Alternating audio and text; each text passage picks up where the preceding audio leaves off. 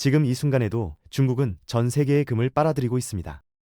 시진핑 주석은 분노하고 있죠. 자기네가 미국보다 더 많은 석유를 사는 VIP 고객인데 정작 결제는 달러로 해야 하니까요. 그래서 중국이 꺼내든 카드가 바로 금입니다. 위안화로 석유값을 주고 그 돈을 즉시 상하이 금 거래소에서 금으로 바꿔주겠다는 거예요. 이 시스템이 작동하기 시작하면서 런던과 뉴욕의 금 창고는 텅텅 비어가고 있습니다. 50년간 유지되던 페트로 달러 시스템이 붕괴하고 있는 겁니다. 그리고 금값은 아직도 저평가됐다는 게 전문가들의 판단이에요. 1975년 헨리 키신저가 사우디아라비아 파이살 국왕을 만나 역사적인 계약을 맺습니다. 내용은 의외로 간단했어요.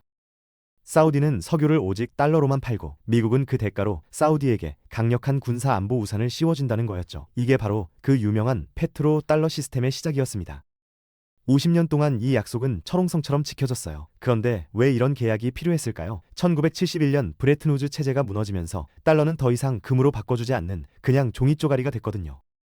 미국이 금 보유량보다 훨씬 더 많은 달러를 찍어냈고 결국 금 태환을 거부하며 사실상 부도를 선언한 겁니다.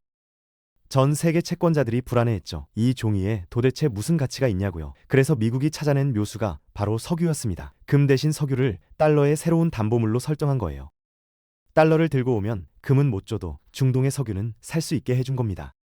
화폐라는 게 원래 실물 자산에 대한 보관 증서여야 하는데 미국은 그 실물을 금에서 석유로 바꿔치기 한 거죠. 이 천재적인 시스템 덕분에 달러는 50년간 기축통화 자리를 굳건히 지켰어요.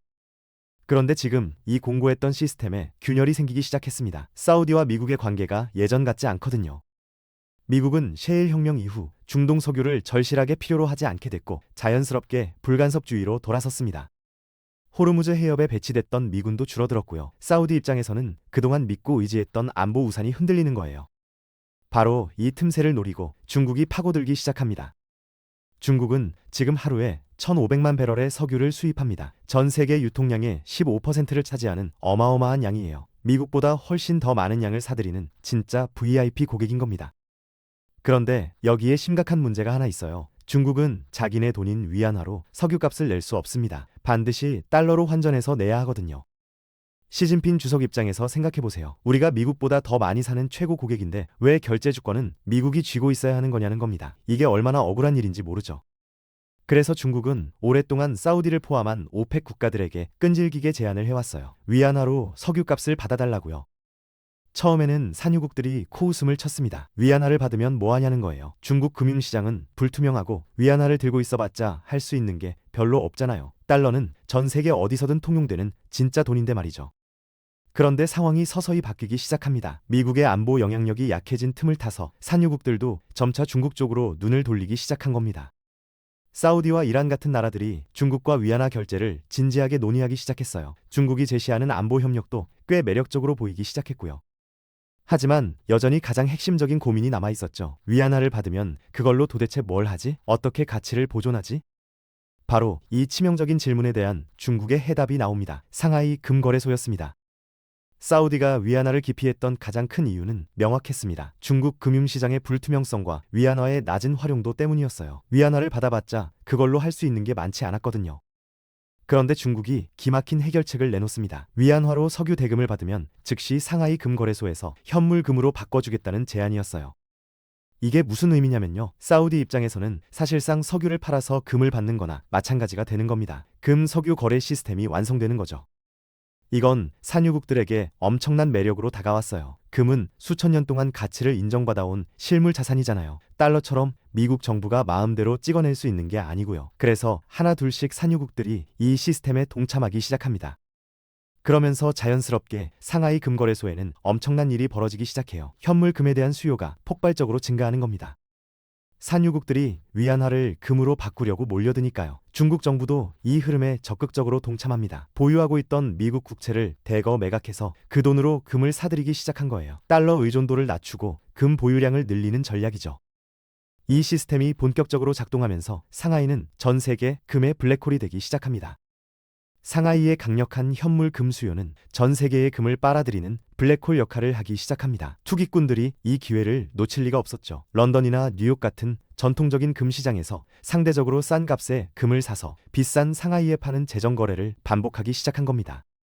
이게 몇 달, 몇 년 반복되면서 무슨 일이 벌어졌을까요? 런던과 뉴욕 금 시장의 현물 공급량이 바닥나기 시작한 겁니다. 과거에는 이런 일이 없었어요. 금 선물 시장에서는 대부분 서류상으로만 거래가 이루어졌거든요. 실제 금을 인출하는 사람이 거의 없었죠.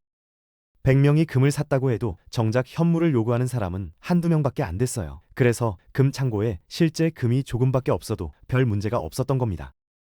그런데 지금은 상황이 완전히 달라졌습니다. 매수자들이 실제 금을 요구하기 시작한 거예요. 상하이로 가져가서 팔아야 하니까요. 그러니까 창고가 텅텅 비기 시작한 겁니다. 더 큰 문제는 이거예요. 지난 수십 년간 서방 국가들은 선물 시장에서 매도 포지션을 대량으로 풀어서 금값을 인위적으로 억눌러 왔거든요. 그런데 현물이 없으니까 이 통제력이 완전히 붕괴되기 시작한 겁니다. 금값이 폭등하는 건 어쩌면 당연한 수순이었던 거죠.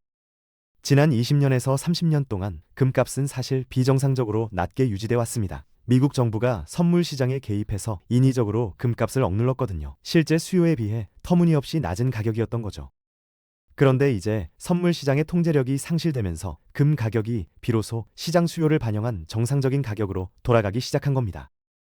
전문가들은 뭐라고 말할까요? 현재의 금값 상승도 여전히 실제 수요와 공급 상황을 충분히 반영하지 못한 수준이라고 평가해요. 다시 말해서 금값은 아직도 더 오를 여력이 크다는 겁니다.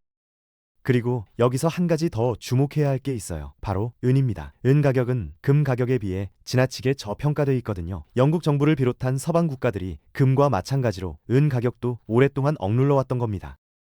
금과 은의 실제 채굴 비율을 생각해 보세요. 땅속에서 금 1온스가 나올 때 은은 대략 8온스에서 10온스 정도 나옵니다. 그런데 가격 차이는 훨씬 더 크죠. 이건 명백하게 비정상적인 겁니다. 시장 원리대로라면 은 가격도 금을 따라 크게 상승해야 정상이에요. 현재 은 가격은 정상적인 시장가보다 훨씬 낮은 상태에 머물러 있습니다. 그래서 많은 전문가들이 은의 상승 여력이 금보다 더 클 수도 있다고 보는 거예요. 중국 산동성 해역에서 대규모 해저 금광이 발견됐다는 뉴스가 터졌습니다. 이게 단순한 광산 발견 소식이 아니에요. 중국의 금 보유 비중을 획기적으로 높이는 계기가 되는 겁니다. 여기서 재미있는 현상이 하나 있어요. 금광 발견으로 전체 공급량이 늘어나면 금의 희소성이 줄어들잖아요. 그러면 금 가격이 떨어질 수도 있습니다. 하지만 시가총액 자체는 크게 변하지 않아요. 금 시장 전체의 파이는 그대로 유지되는 거죠. 그런데 중국 입장에서는 이게 엄청난 기회가 됩니다. 자국 내 금 보유 비중을 크게 높일 수 있거든요. 쉽게 말해서 전 세계 금 시가총액이라는 파이에서 중국의 지분율이 높아지는 겁니다. 이게 왜 중요하냐면요. 금 시장에서의 지배력을 더욱 공고히 할 수 있기 때문이에요. 중국이 금을 많이 가지고 있을수록 금본미제 기반의 위안화 국제화 전략에 힘이 실리는 거죠. 달러 패권에 대한 강력한 위협이 되는 겁니다. 미국 입장에서는 이게 악몽 같은 시나리오예요. 중국이 금 시장을 장악하면서 동시에 석유 결제까지 위안화로 가져가려고 하니까요. 전 세계 금 시가총액이 재편되는 과정에서 중국의 몫이 커질수록 달러의 입지는 좁아질 수밖에 없습니다. 그래서 중국은 이 금광 발견을 단순한 자원 확보가 아니라 금융 패권 전쟁의 핵심 무기로 활용하려는 겁니다. 중국과 러시아가 달러 결제망인 스위프트에서 벗어나려고 하자 미국도 가만히 있을 수만은 없었습니다. 새로운 대응 카드가 필요했던 거죠. 그런데 여기서 미국이 직면한 심각한 문제가 하나 있어요. 미국이 보유하고 있다고 주장하는 8,000톤의 금이 과연 실제로 존재하는가 하는 의구심입니다. 전문가들 사이에서는 이미 오래전부터 이 금이 정말 있는지에 대한 의문이 제기돼 왔거든요. 실물 감사를 제대로 하지 않았고 외부 검증도 거부해 왔으니까요. 만약 금이 없거나 부족하다면 중국과의 금 패권 경쟁에서 미국은 처음부터 불리한 겁니다. 그래서 미국이 꺼내든 새로운 카드가 있습니다. 바로 비트코인이에요. 비트코인 본위제라는 개념이죠. 트럼프를 비롯한 미국 정치권에서 비트코인을 전략적으로 비축하자는 이야기가 나오는 게 우연이 아닙니다. 이건 중국의 근본 위제를 무력화시키려는 전략의 일환이에요. 논리는 이렇습니다. 중국이 금을 담보로 위안화를 밀어붙인다면 우리는 비트코인을 담보로 달러를 지키겠다는 거죠. 비트코인을 디지털 금으로 포지셔닝하는 겁니다. 만약 전 세계 서방 국가들이 미국을 따라 비트코인을 전략 자산으로 채택하기 시작하면 어떻게 될까요? 금의 가치는 상대적으로 약화될 수 있습니다. 중국의 금 본위제 전략이 힘을 잃는 거죠. 미국 입장에서는 실물 금 없이도 패권을 유지할 수 있는 묘수가 되는 겁니다.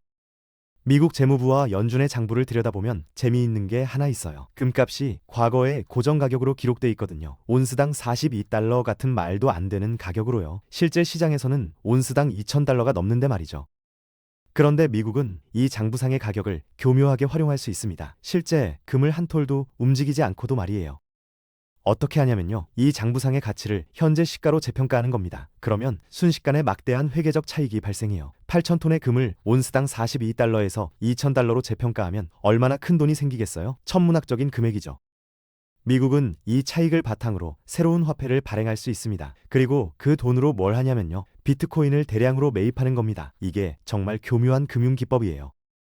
실물금이 실제로 있는지 없는지는 중요하지 않게 되는 거죠. 장부상의 숫자만 바꿔도 비트코인이라는 새로운 담보자산을 확보할 수 있으니까요. 금의 존재 여부에 대한 논란도 피할 수 있고요. 결국 미래의 패권 전쟁은 중국의 실물금과 미국의 디지털금, 즉 비트코인 사이의 대결로 흘러갈 가능성이 큽니다. 중국은 상하이 금 거래소를 통해 현물금을 계속 쌓아가고 있고 미국은 장부 재평가를 통해 비트코인을 확보하려는 거죠. 누가 이길까요? 그건 결국 전 세계가 어떤 담보를 더 신뢰하느냐에 달려 있습니다. 현재의 금값 폭등과 중국의 행보는 단순한 경제 현상을 넘어서는 의미를 가지고 있습니다. 이건 수십 년간 유지되어 온 달러 패권에 대한 정면 도전이에요. 1975년부터 시작된 페트로 달러 시스템이 지금 서서히 무너지고 있는 겁니다. 사우디를 비롯한 산유국들이 더 이상 달러로만 석유를 팔지 않겠다고 나서면서 결제선을 다변화하고 있거든요. 위안화로도 받고 심지어 루블화나 다른 통화로도 받겠다는 겁니다. 중국의 금본위제 시도는 이 붕괴를 더욱 가속화시키고 있고요. 상하이 금 거래소를 통해 실물 금을 계속 빨아들이면서 위안화의 신뢰도를 높여가고 있습니다. 미국은 이에 맞서서 비트코인을 전략 자산화함으로써 금융 주도권을 유지하려는 대안적 경로를 모색하고 있어요. 실물 금이 아니라 디지털 금으로 승부를 걸겠다는 거죠. 장부상의 금 가치를 재평가해서 비트코인을 사들이는 전략까지 구상하고 있고요. 그렇다면 개인 투자자들은 이 상황을 어떻게 봐야 할까요? 이 거대한 담론의 변화 속에서 금, 은, 그리고 비트코인의 자산적 가치를 다시 평가해야 합니다. 금은 여전히 저평가되어 있고 더 오를 여력이 충분해요. 은은 금보다 더 큰 상승 가능성을 가지고 있고요. 비트코인은 미국이 전략적으로 밀어줄 가능성이 크니까 주목할 필요가 있습니다. 향후 글로벌 금융시장은 격동의 시기를 겪게 될 겁니다. 장부상의 가치와 실물 자산 사이의 괴리를 메우는 과정에서 말이죠. 누가 최종적으로 패권을 쥐든 확실한 건 하나예요. 지금까지 우리가 알던 금융 질서는 완전히 바뀌고 있다는 겁니다.